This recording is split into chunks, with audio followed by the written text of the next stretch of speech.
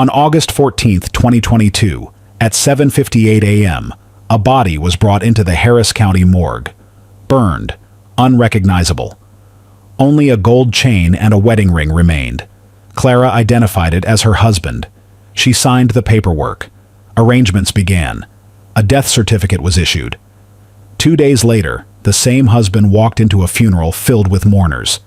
So if she confirmed the body herself, what exactly did she see on that table? Welcome to True Crime Story HQ. Thanks to all my viewers and subscribers for your support. Stay tuned for daily true crime updates. Don't forget to subscribe. He was born on October 4th, 1969, in Houston's 5th Ward, a neighborhood known for its noise, grit, and unpolished strength. The houses stood close together, porches leaning slightly forward like they were tired from holding families together for decades. In that community, survival wasn't theory. It was rhythm. Raymond Walker grew up in a home where every dollar was assigned a purpose before it arrived. His father worked as a mechanic at a small garage that sat on the corner of Cavalcade and Russell, while his mother prepared school lunches at a nearby elementary school. Life was simple, but nothing was wasted. Raymond was the oldest of 3 children, and with that came expectations. His parents didn't tell him to be strong. They lived in a way that left no other choice. The family didn't have extra, but they had enough to avoid collapse.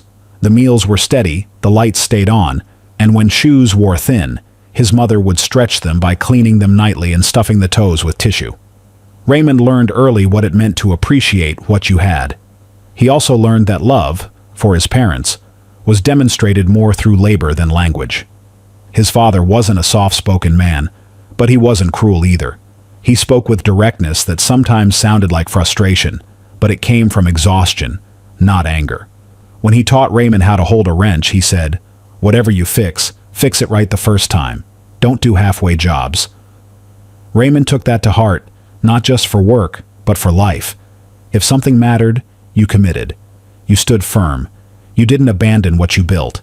That belief would one day collide with the way his marriage unraveled. The 5th Ward was loud, but Raymond's home was quiet when the day ended. His mother would hum while cooking beans and rice, and the smell of cornbread filled the kitchen. Raymond would sit at the table with his siblings while their father returned home with hands stained from grease. There were no speeches about dreams or greatness. They were taught to keep a roof over their heads and handle responsibilities without complaint. It wasn't sentimental, but it was grounding. Then, when Raymond was 14, everything changed. One evening in late March of 1984, his father collapsed in the living room, clutching his chest. Raymond was the one who called for help. The ambulance arrived fast, but the ride to the hospital felt endless. His father survived, but the doctors warned that he couldn't continue heavy labor. Medical bills piled quickly, and the family couldn't wait for solutions. Raymond stepped in. He began working part-time with a roofing crew that operated out of a pickup truck business. It was brutal work for someone that young. Texas heat doesn't forgive, and rooftops held onto it like metal griddles. But Raymond showed up before school and after. He learned to wake up tired and still move forward. The crew leader told him once, "You work like you got something to lose." And he did. If he slowed down, the family slipped. That experience carved something solid into him. Stability wasn't just financial, it was emotional.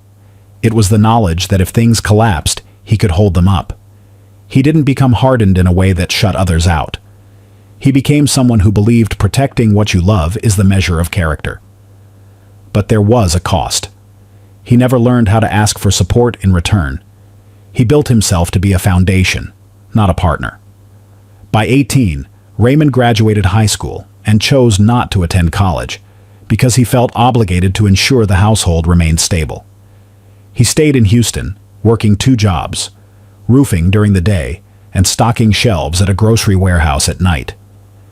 His siblings had their own plans, their own ambitions, but Raymond stayed rooted. Not out of obligation alone, but out of pride. Taking care of home meant something to him. It defined him. During those years, he started to understand the dynamics of property ownership. He saw how landlords collected rent from tenants in buildings that never seemed to improve. He began imagining something better: well-maintained homes, clean yards, reliable repairs. Something respectful. Something that treated people with dignity. He began to see property not as wealth, but as structure, safety, and fairness. He promised himself that when he had the means, he would build differently. At 25, after saving for nearly 5 years, he bought his first duplex in the Sunnyside area. It wasn't much: chipped siding, rusted railing, and a patchy lawn. But to him, it was a possibility. He lived in one unit and rented the other. He painted every wall himself. He fixed pipes using skills he learned from his father. The first night he slept there, on the floor with no furniture yet, he felt something he hadn't felt since childhood: a sense of grounded peace. The next few years brought slow but reliable growth. He moved carefully, never beyond what he knew he could manage. Every decision was calculated. Every risk was measured. He wasn't flashy, and he didn't chase quick money. He bought one property at a time, managing them personally, showing up in a work shirt rather than a suit. Tenants respected him. His reputation grew quietly, the respectable kind, not the loud kind. By 45, Raymond owned 14 properties across Houston. Not luxurious homes, but well-kept rental units that families felt safe in. He was known in his circles as the man who remembered where he came from. When tenants struggled, he'd work out payment plans. When a single mother in one of his units had her car break down, he helped her locate a used one she could afford. People didn't call him generous because he wanted recognition. They called him generous because they could feel he didn't treat life like a competition. But Raymond had a flaw he didn't know was a flaw. He believed that providing for someone was the purest form of love. To him, protection was affection. Security was vulnerability. He didn't easily say, "I need you too." He didn't easily say, "I'm afraid of being left." He believed that if he made life stable enough for someone, they would stay willingly. He believed love stayed when life was steady. When he began dating later in life, women often admired his reliability. He was the opposite of impulsive. He remembered birthdays. He organized bills. He knew how to plan. But some found him harder to read. He didn't romanticize vulnerability or emotional expression. He didn't break down when things hurt. He absorbed pain and kept moving. Some appreciated that consistency. Others wanted intensity, spontaneity, something louder. By the time he met Clara, Raymond believed he had finally reached the place where he could slow down. He had earned rest. He had built a foundation. He had built a home worth welcoming someone into. He thought he had everything needed for a lasting marriage: provision, stability, loyalty. He was ready to love someone deeply, in the only language he had ever known. But love spoken in one language cannot be understood by someone who listens in another. Before we continue, if you are watching this and want to keep following the case as we uncover each piece carefully, take a moment to subscribe so you don't miss what unfolds next. Now, let's continue. Clara Johnson was born on March 11, 1990, in Galveston, Texas, a coastal city where tourists came to escape their lives, while locals fought to hold theirs together. Her mother, Denise Johnson, worked 2 and sometimes 3 jobs at a time, waitressing at a seafood shack during the day, cleaning condos in the evenings, and doing side gigs when rent was due and tips fell short. Clara never knew her father, only stories that changed depending on how tired her mother was when she told them. Some nights, he was a kind man who made promises. On other nights, he was a stranger who vanished before Clara could form memories. Stability wasn't something she was born into. It was something she watched other people have. The smell of salt water and fried shrimp lingered in the air everywhere, but so did the quiet fear of losing everything overnight. From a young age, Clara learned how to read people quickly. She watched how customers treated her mother, how tone changed when someone thought they were speaking to someone powerless. She learned that attention, when given, came with doors, openings to opportunities or resources or a better seat at the table. When she was 9, her mother found a box of gently used clothes from a church donation. and among them was a pale yellow dress that Clara cherished more than anything else she owned. The first time she wore it, she realized people looked at her differently, not because of who she was, but because of how she presented herself. She absorbed that lesson deeply and permanently. By middle school, Clara understood the difference between being noticed and being valued. She could make friends easily, but the friendships changed fast because they were built on admiration, not connection. Teachers described her as bright and charismatic, but also easily distracted and constantly searching for attention. She joined cheerleading not because she loved the sport, but because it placed her at the center of motion, faces turned toward her. When class pictures came, she positioned herself carefully. Front row, best angle, always aware of how the camera would frame her face. Her identity was forming around the reaction of others, not her own sense of self. Money was always inconsistent at home, and that instability shaped Clara's understanding of security. Rent notices appeared taped to the door without warning. Lights flickered off when bills fell behind. Eviction always felt one argument or one bad week of tips away. When her mother explained the importance of saving money, Clara listened, but she also watched how exhaustion consumed her mother's body. She swore she would never live a life where survival meant sacrificing joy. To her, financial struggle wasn't just difficulty, it was humiliation. She believed that love would never be enough unless paired with comfort. As a teenager, Clara tried to reshape her world by controlling how others perceived her. She entered small local beauty pageants, sponsored by community centers and local businesses. One of the judges once told her, "You know how to hold a room." That sentence became part of her identity. Even when she didn't win, she left with the affirmation she craved: applause, attention, admiration. Her mother cheered from folding chairs in crowded halls, proud but unaware that her daughter was absorbing a lesson that ran deeper than glitter and tiaras. Clara didn't want to earn recognition. She wanted to be adored. The difference would matter later, when love and loyalty would carry different values in her life. Social media arrived at the perfect time for Clara's internal world. In her early 20s, platforms like Instagram offered a stage she had never imagined, but always needed. She learned lighting, angles, and expressions, the way some people study textbooks. The digital version of herself became polished and desirable. Someone who looked like their life was always curated, always glowing, always effortless. Followers came in slowly at first, then more.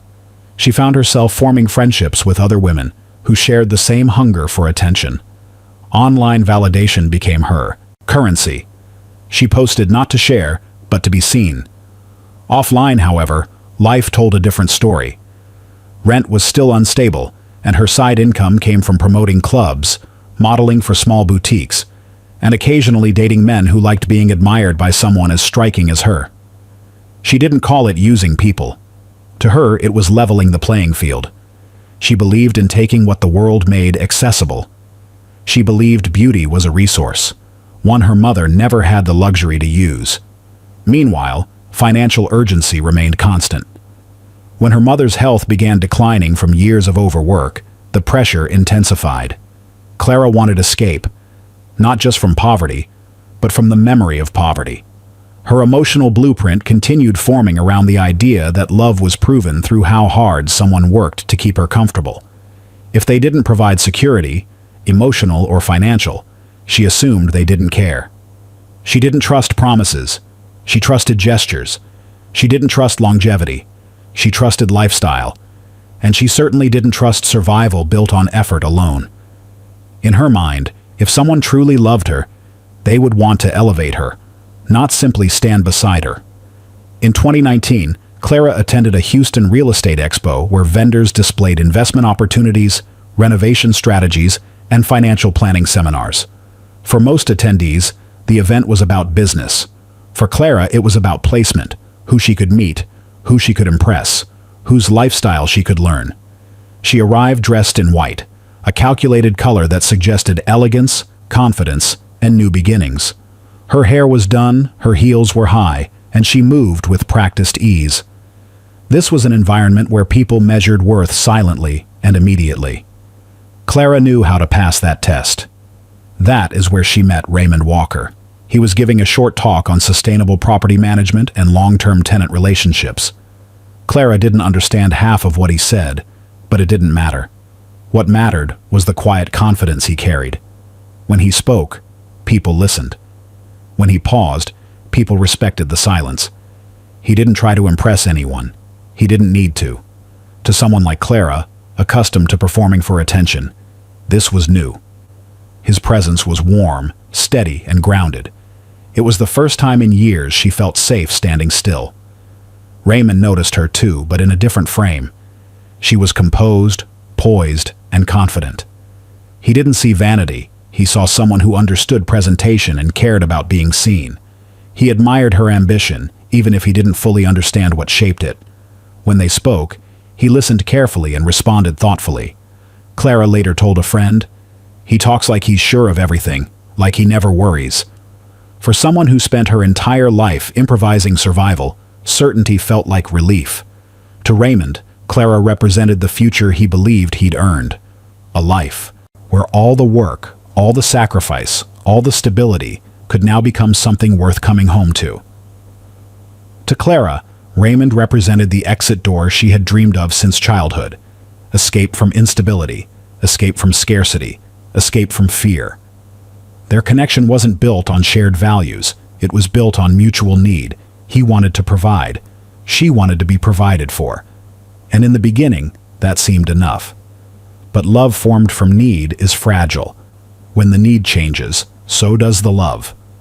They married on May 24, 2020, at the Astoria in Houston, a venue chosen for how well it photographed as much as for its elegance. The chandeliers reflected warm light across polished floors, and the band played soft jazz while guests admired how well the couple seemed to fit. Clara glowed under attention. She moved through the room with practiced grace, greeting guests like each one was part of a story she was curating. Raymond was steady beside her, shaking hands, thanking people for coming, smiling the kind of smile that came from genuine appreciation rather than performance. Photos and short videos from the event circulated online within hours, tagged Clara and Raymond forever, each one highlighting the glamour of the moment rather than the substance of the marriage beginning underneath it. Their first months together felt light, filled with the thrill of newness. They traveled to Cabo in late June and Miami in August, collecting pictures along beaches, luxury hotel balconies, and late-night dinners where candles flickered between shared plates. Raymond loved giving gifts not to impress her, but because it felt good to provide things he could never provide growing up.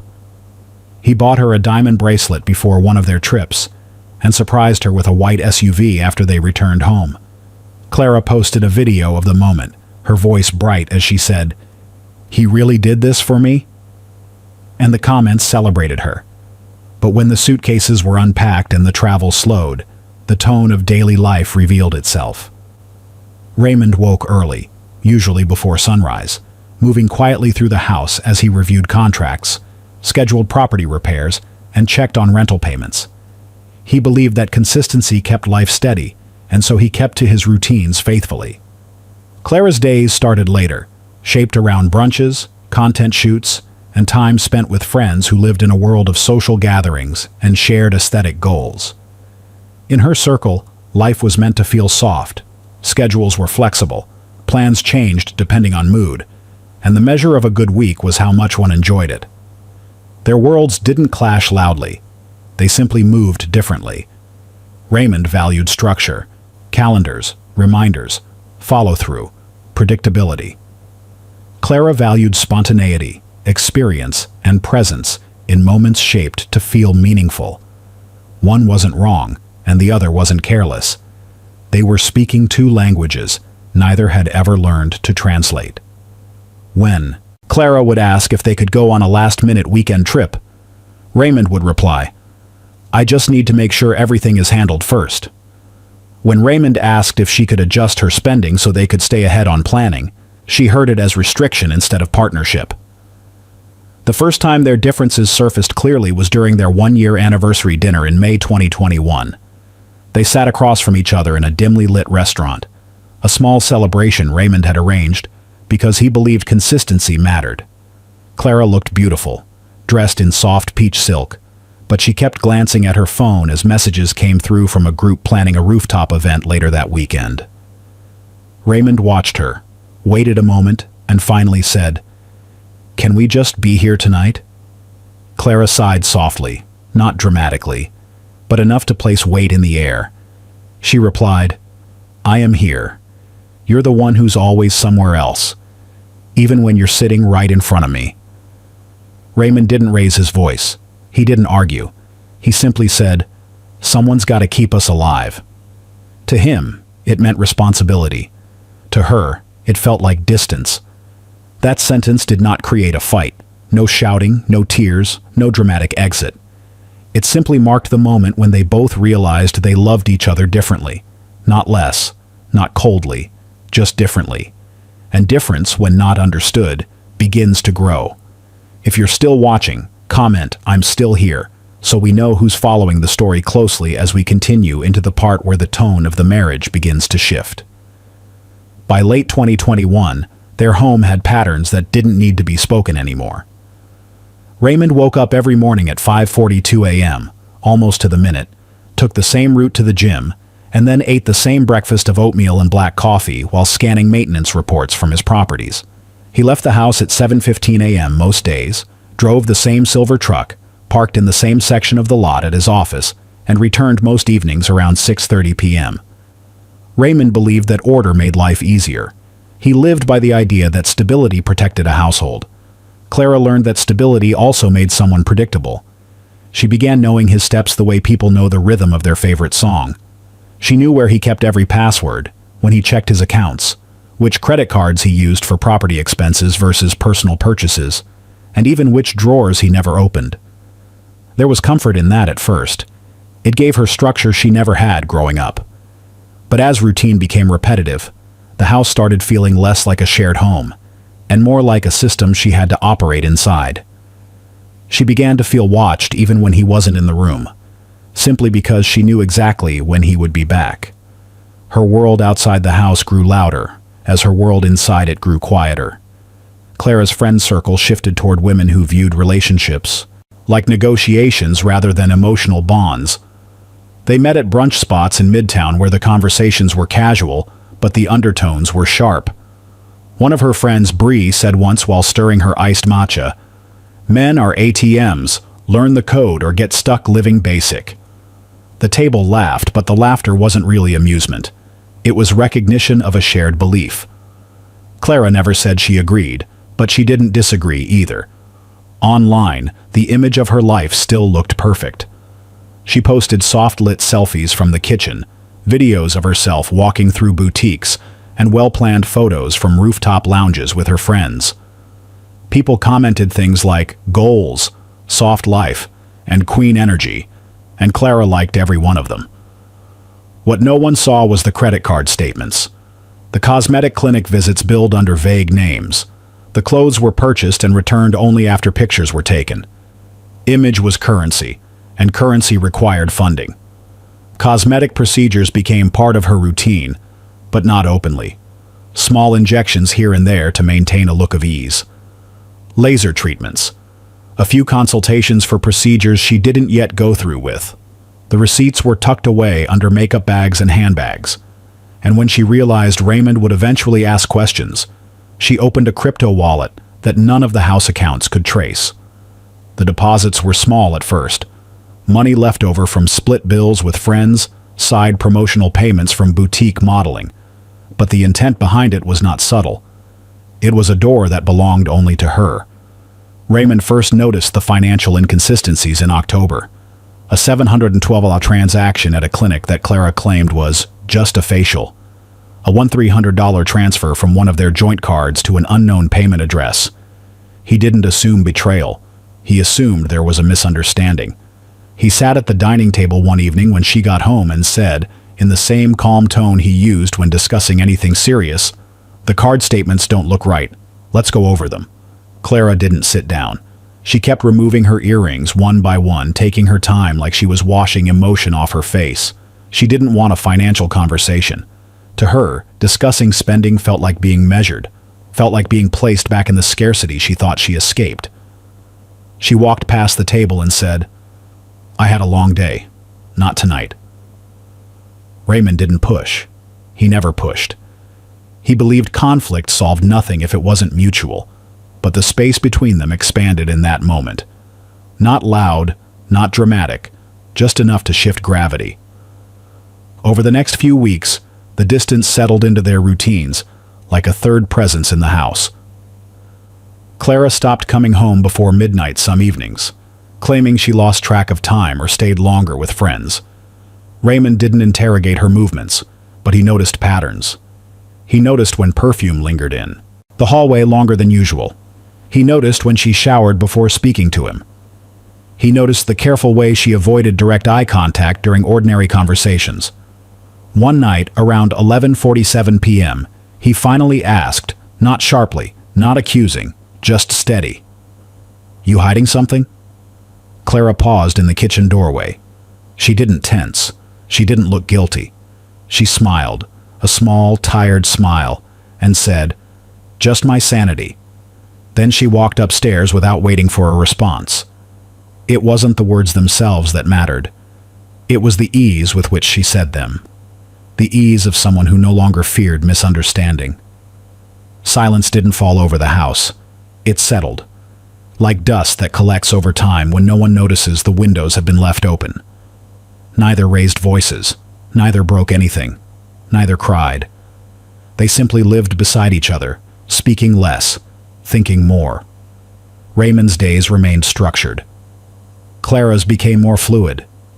The house, large enough for separation, carried the weight of two private lives happening in parallel. For Raymond, routine was survival. For Clara, routine was confinement. One person's comfort became another's cage. That is how cracks form, not in explosions, but in quiet, unspoken shifts of meaning. And yet, at this point in the story, nothing had shattered, nothing had snapped, no betrayal had been spoken aloud. But sometimes the most dangerous decisions begin in silence. What happens when distance turns into opportunity? By July 7, 2022, the distance between Clara and Raymond was no longer something that lived in silence. It had settled into the walls of their home. They spoke, but only in practical exchanges about schedules, groceries, or property repairs that needed attention. They functioned like two people sharing resources rather than building a life. Raymond believed he simply needed to wait for the closeness to return. Marriage had seasons, and patience was something he had always relied on. Clara, however, no longer believed time would change anything. She felt that if she didn't find a way out, she would wake up one day and realize her entire life belonged to someone else. That evening, Clara went out with her friend Bree to a bar in Midtown Houston called the Harlow Room, a place where the music was low enough for conversation and the lighting flattered anyone who walked in. The kind of place where introductions didn't need to be formal, just a look and a nod, and the story wrote itself. Bree introduced Clara to two men leaning against the bar, talking casually with a confidence that didn't reach arrogance. Their names were Eddie Morales, 33, and Tyrese Cole, 29. Men who worked the kinds of side hustles that people didn't ask too many questions about. They weren't strangers to Clara's world. They hovered on the outskirts of nightlife, always present, never fully seen. The conversation began casually. Drinks poured, music playing, laughter drifting, in and out of focus. But beneath the small talk, Clara's mind was somewhere else entirely. She wasn't thinking about the bar or the people or the city lights outside. She was thinking about her marriage, about the house she lived in, about the security she once found comforting and now felt trapped inside. She wasn't looking for attention that night. She was searching for possibility. At some point, Bree leaned in and said quietly to Eddie, just loud enough for Clara to hear, "She needs help with something real." The tone changed, not in volume, but in weight. Eddie looked at Clara with a different kind of awareness, not flirtation, not curiosity, but calculation. He had grown up around people who made their own exit strategies when life pushed too hard. When he asked, "What kind of help?" Clara didn't answer immediately. She took her time, finishing her drink, stirring the ice with her straw, letting silence soften the edges of what she was about to say. Finally, she replied, "I need someone gone." She didn't raise her voice. She didn't look away. She didn't flinch. Eddie didn't react with shock. He just stared at her, long enough to make sure he heard correctly, and then asked, "You talking about family?" Clara nodded once.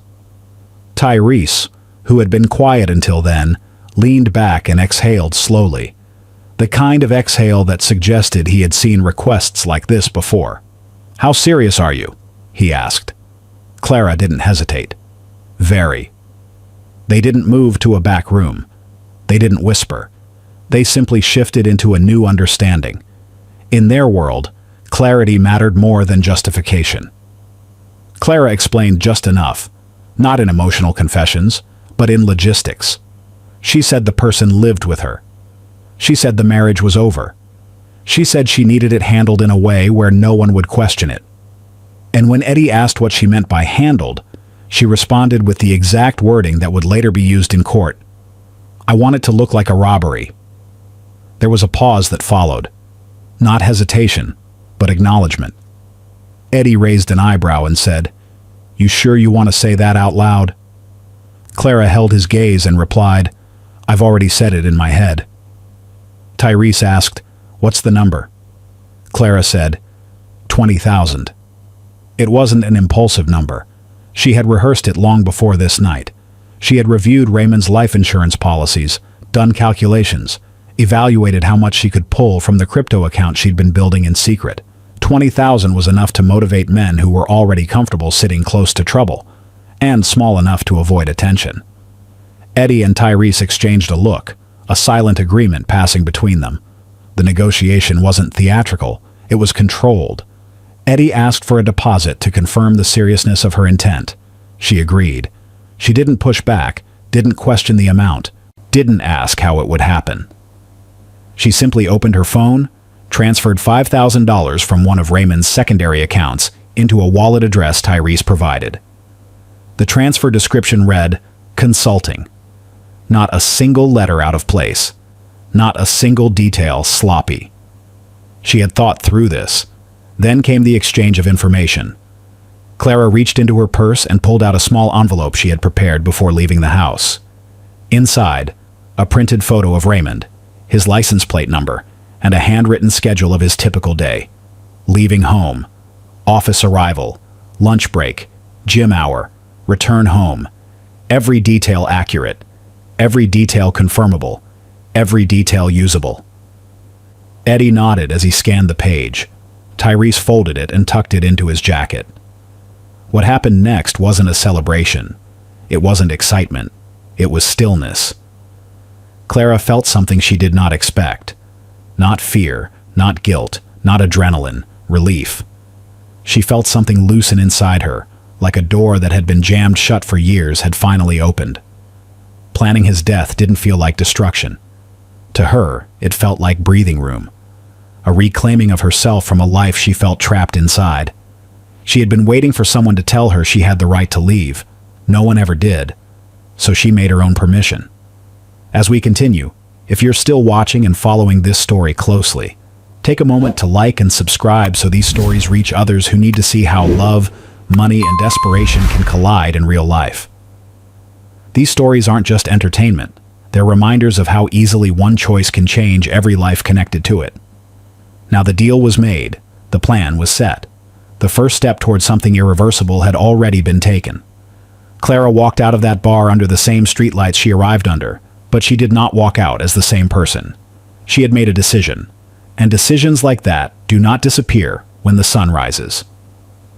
August 12th, 2022 was a Thursday, and nothing about the day felt unusual to Raymond. He worked from his office late that evening, the way he always did when he needed quiet to focus. The property management company he ran required constant attention. Tenants calling, vendors requesting payment, invoices to approve, roofing quotes to compare. He stayed until the building halls felt hollow, until the only sounds were the hum of ceiling vents and the soft clicking of his keyboard.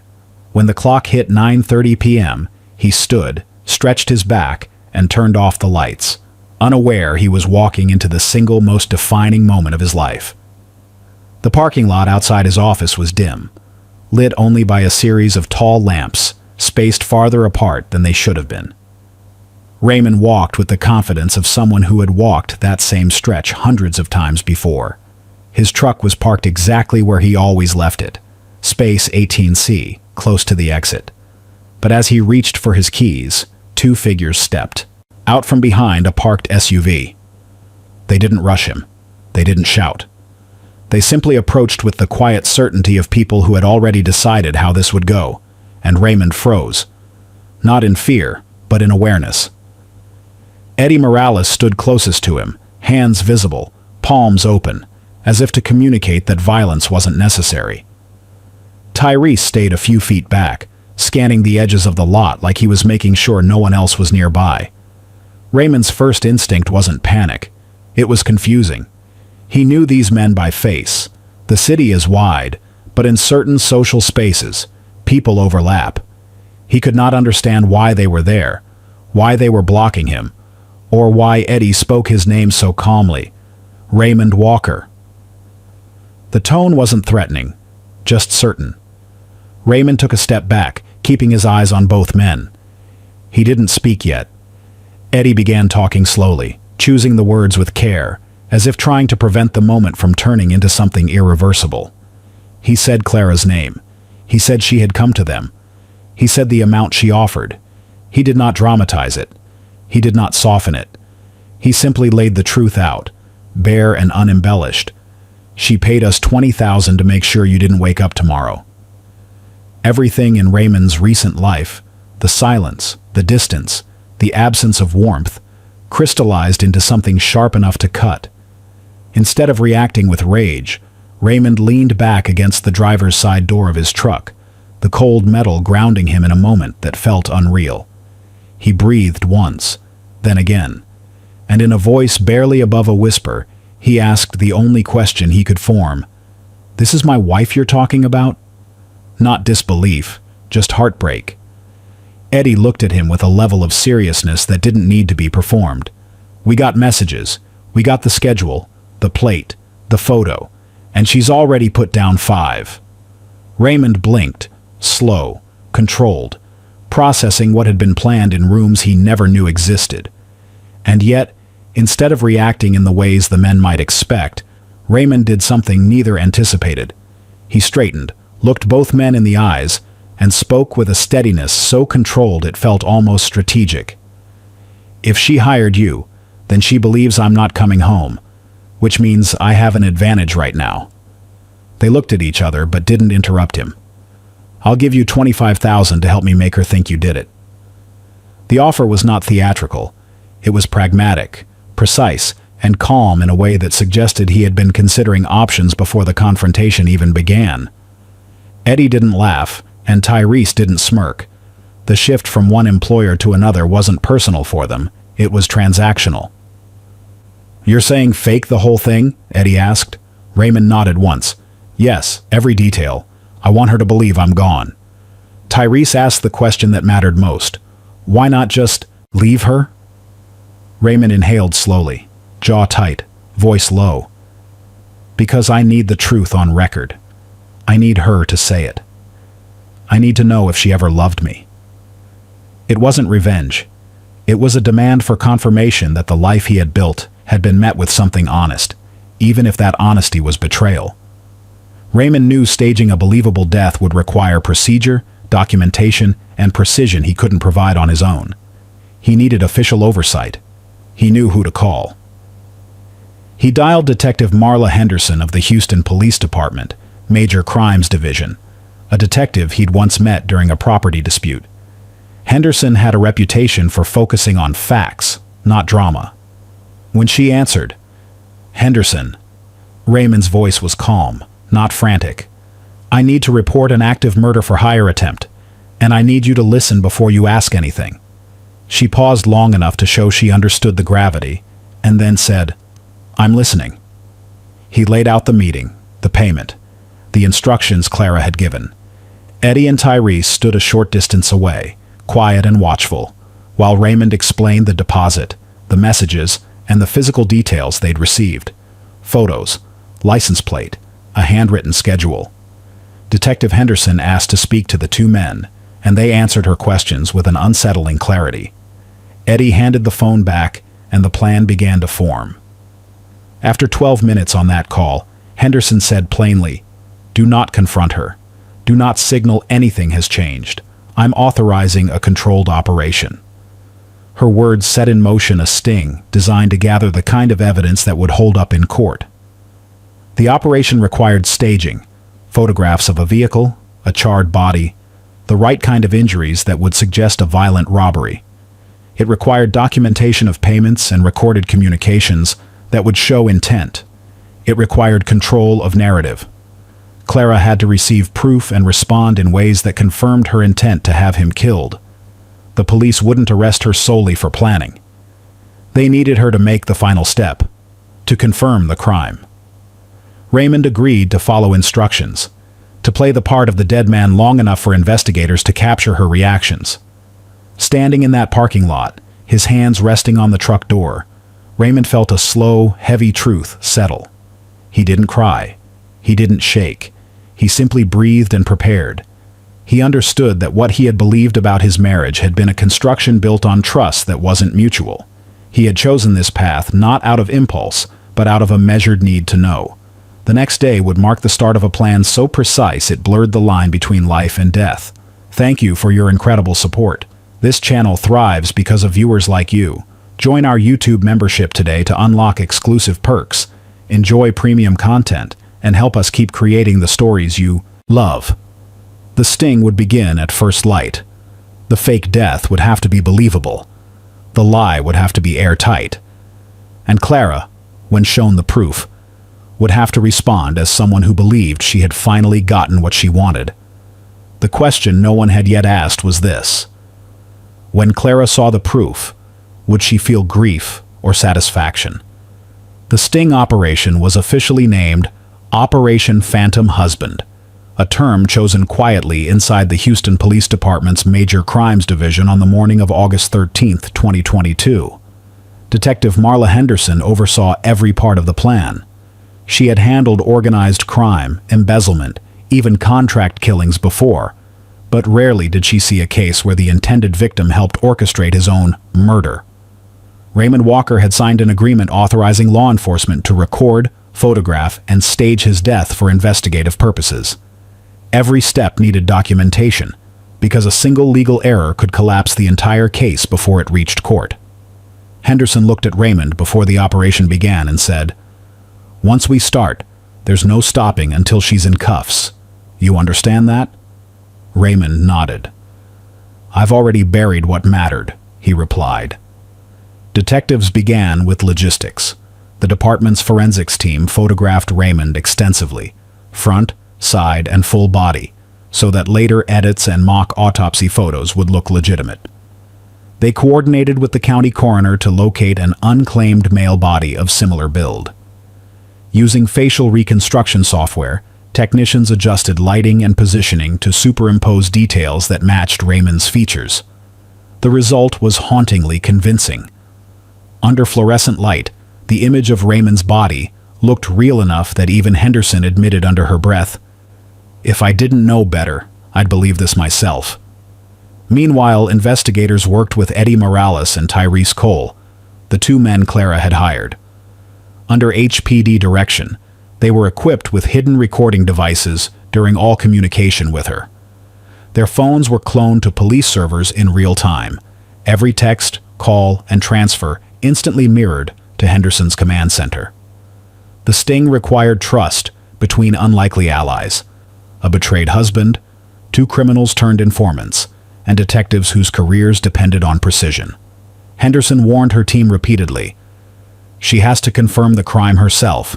We need her words, not assumptions." That night, at exactly 11:02 p.m., Raymond's silver truck was moved to a remote access road near Buffalo Bayou Park, a stretch often empty after dark. Officers placed debris near the passenger door, scattered personal effects, and left a blood-smeared wallet containing identification. The men poured accelerant inside the vehicle, lit a fuse, and stepped back as the flames roared upward. A drone camera circled above, capturing aerial footage that would later be used both for internal evidence and as part of the staged visual proof for Clara. The sight was devastating even to Raymond, who watched from a concealed vehicle half a mile away. The sound of metal buckling under heat carried through the night like something alive. He whispered, "That's my life burning down." By 7:15 a.m. the following morning, local police scanners reported that a burned-out vehicle matching Raymond Walker's truck had been found. Officers secured the area, cordoned it off with yellow tape, and staged a forensic extraction under controlled conditions. Reporters began circling. HPD released no official statement yet, but word spread quickly through online groups tied to Houston real estate circles. Businessman found dead in burned vehicle near Buffalo Bayou. Clara's phone would receive those headlines hours later, long before detectives reached her. Detective Henderson met with Raymond inside a temporary safe house arranged through the department's witness protection unit. It was a modest duplex apartment outside the city, stripped of personal identifiers, equipped with surveillance monitoring and a secure landline. Raymond wasn't allowed to leave or make personal contact with anyone until the operation concluded. He sat on a couch facing a muted television replaying footage of his own truck smoldering under morning sunlight. The headline banner scrolled, "Houston investor killed in apparent robbery." He stared at it for a long time before saying quietly, "She's probably reading the same thing right now." Around 10:42 a.m., Clara received a message from Eddie's phone. "It's done." Her reply came within minutes. "Send me proof." Detectives waited. The evidence package, photos of the body, the burned vehicle, and a short video showing blurred images of the aftermath was forwarded. The response they captured next would become central to the case. Clara texted back one word: "Finally." There was no hesitation, no inquiry about what happened, no question about how it looked or who was involved.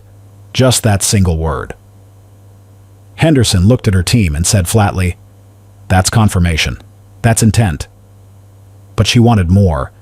She instructed Eddie to call Clara directly, still under wire. The conversation lasted under 2 minutes. When he asked, "You sure you don't want to know what it looked like?" she laughed softly and said, "I told you, just make it look like a robbery. I don't need the details." Her tone was calm, detached, businesslike. Henderson's jaw tightened. "Play that again," she ordered the tech team, and they did, 5 times over. The psychological part of the operation was the hardest for Raymond. He wasn't just acting dead, he was forced to watch the world believe it. News outlets ran brief stories throughout the afternoon. One local segment aired interviews with anonymous neighbors saying things like, "He was a quiet man, always polite. This doesn't make sense." Another showed his office building entrance taped off, employees leaving with somber faces. But the moment that crushed him came later that night, when Henderson handed him a tablet showing footage from Clara's neighborhood. The police had stationed unmarked surveillance near her home to observe her reaction. At 6:04 p.m., she stepped outside to greet an officer delivering the official notification. She nodded, said, "That's my husband," and signed paperwork confirming identification based on jewelry found at the scene. There were no tears, no questions. She closed the door behind her, turned off the porch light, and disappeared inside. Raymond's voice broke for the first time since the operation began. He said, "She didn't even call my mother." Henderson placed a hand on the table but said nothing. There are few words adequate for that kind of betrayal. The team documented every detail: her composure, her movements, her next actions.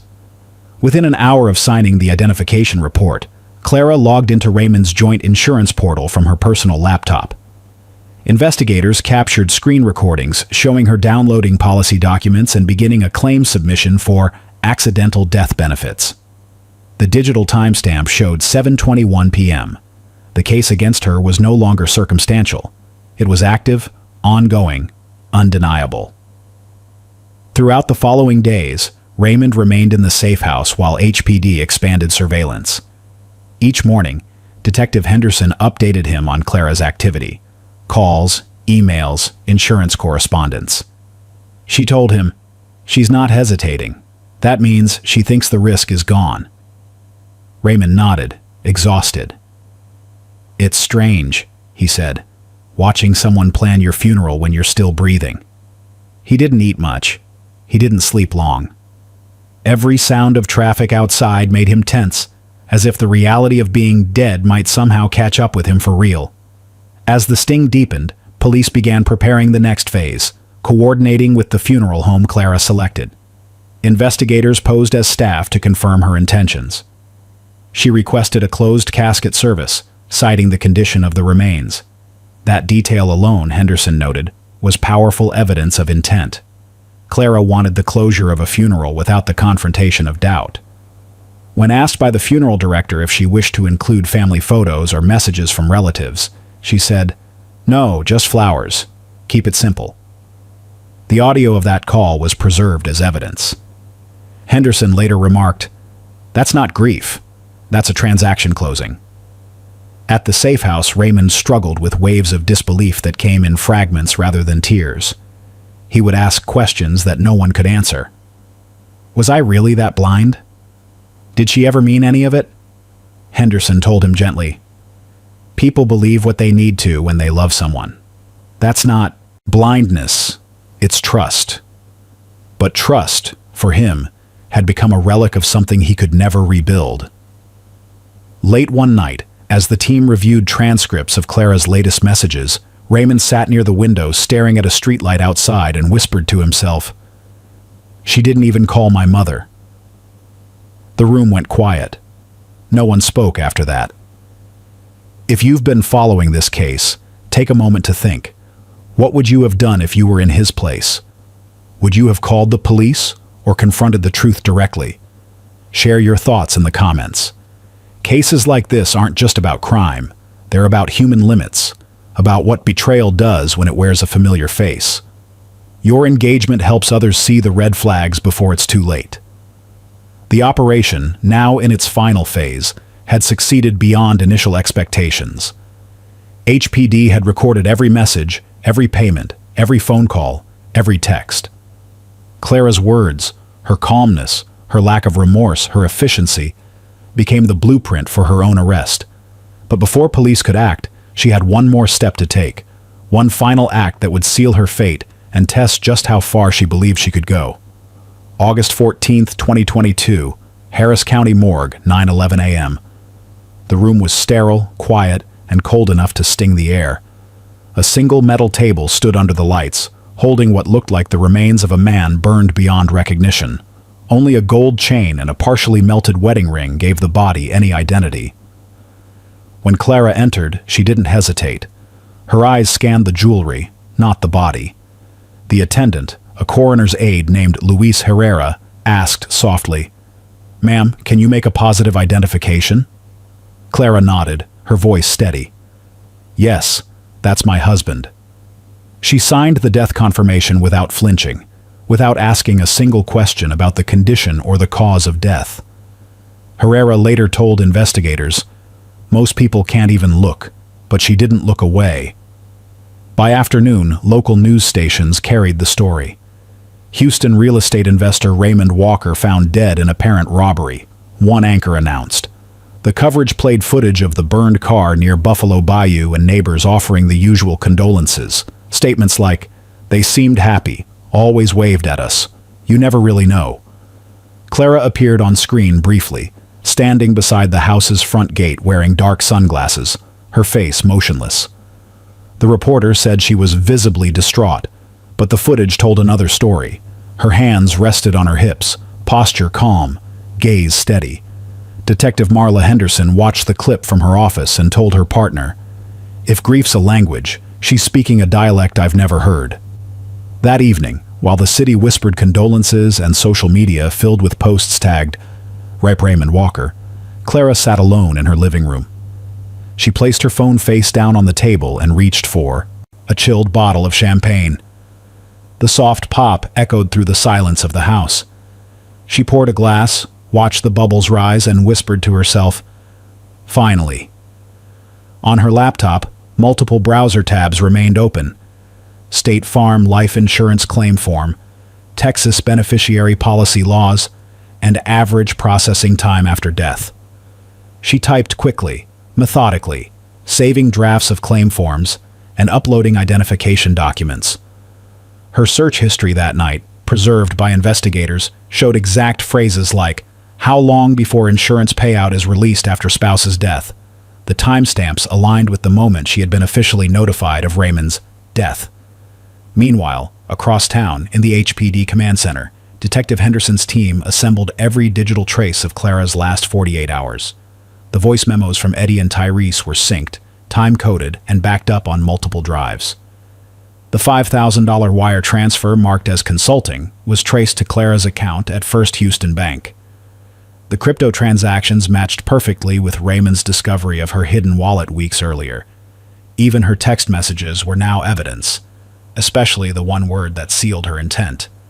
Finally, Henderson turned to her junior officer, Detective Caleb Ortiz, and said, "You don't get clearer than that."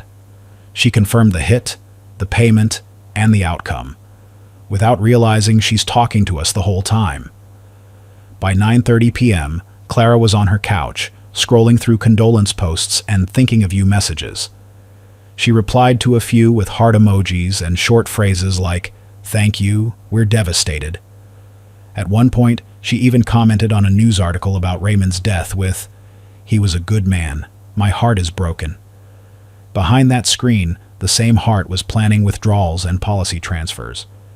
Investigators later found that her first call the following morning was not to family, but to the insurance company's claims department.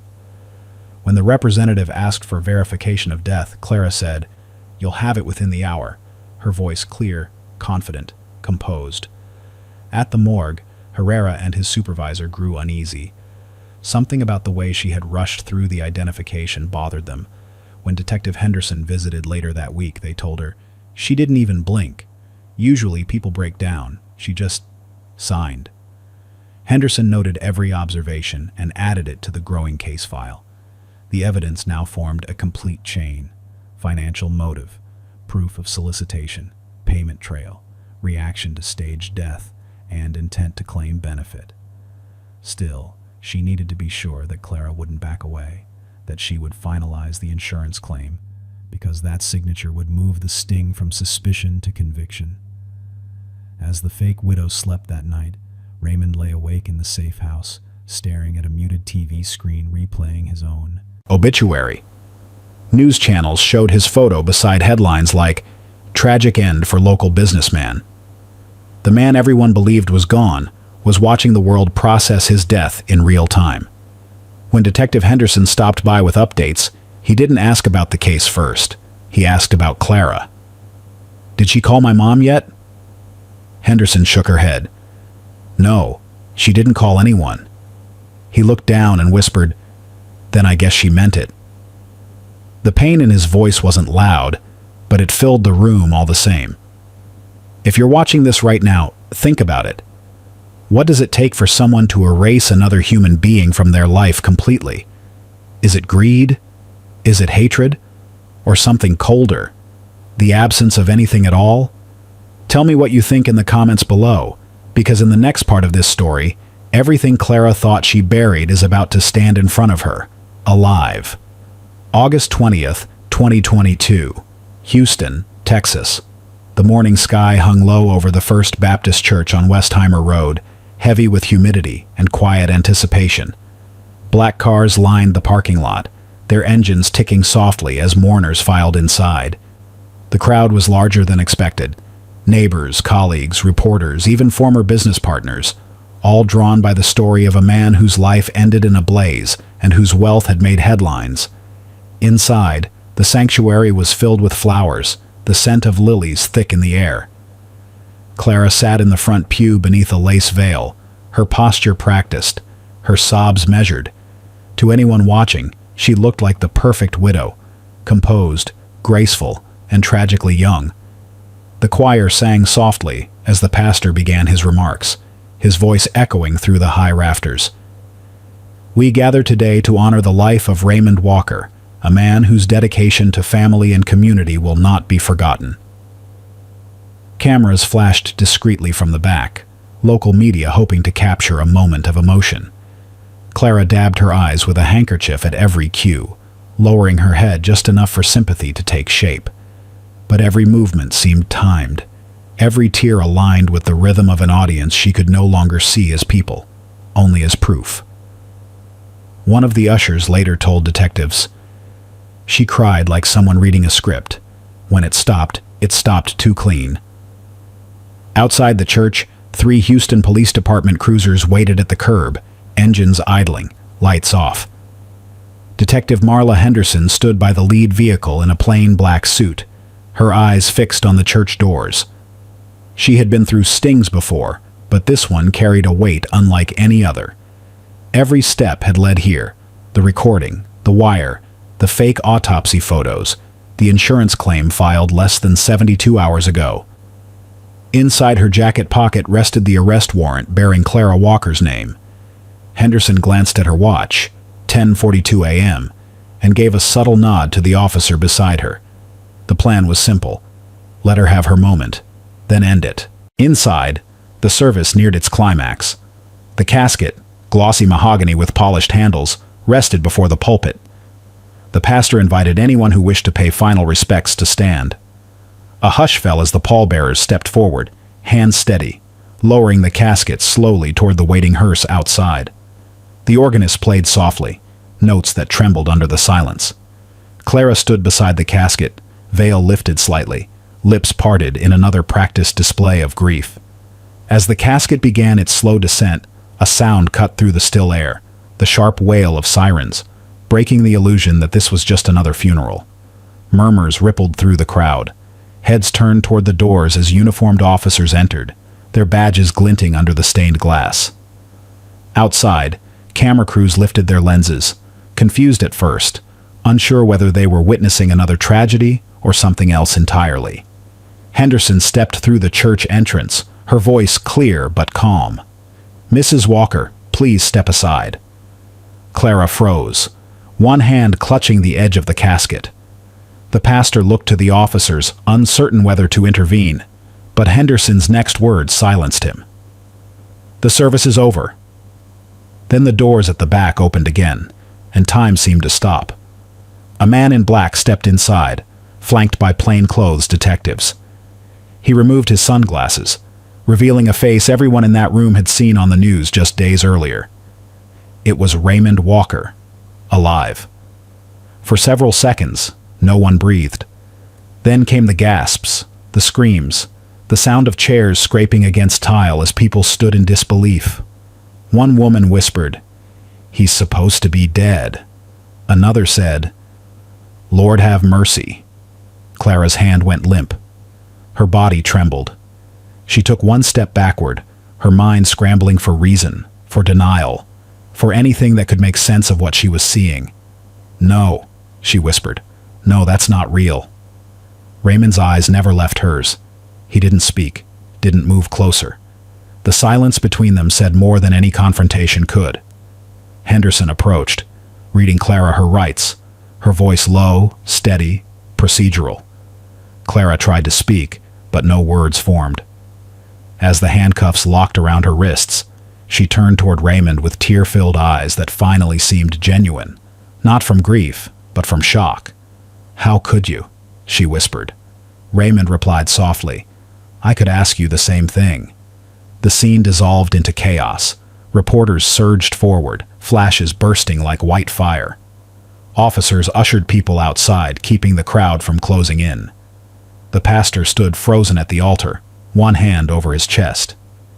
Henderson guided Raymond to the side exit, shielding him from the cameras. For him, this wasn't triumph. It was closure through devastation.